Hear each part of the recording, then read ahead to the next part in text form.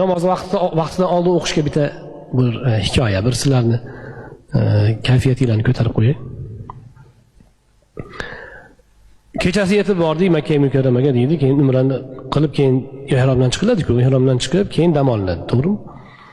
Umrani qildik, bomdod namozi bo'lmay turib, mehmonxonaga kelib, ihromdan chiqib damda oldik, keyin bomdodga turdik, deydi. İçimizde bir sherigimiz bor edi, unga tur namozga desa, men namoz o'qib bo'lganman, bomdodda o'qib bo'lganman debdi.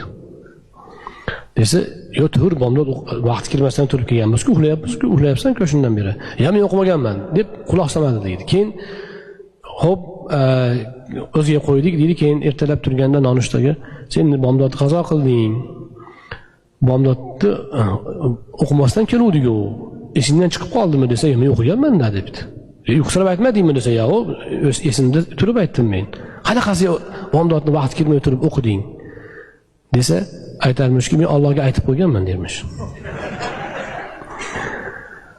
Nima deb aytding desa, Parvardigor yomon charchadim.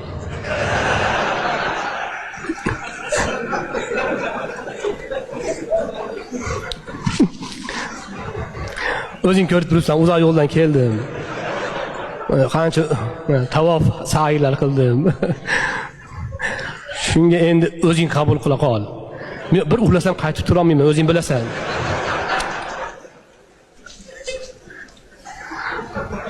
Men Xudoga aytib qo'yganman dermish.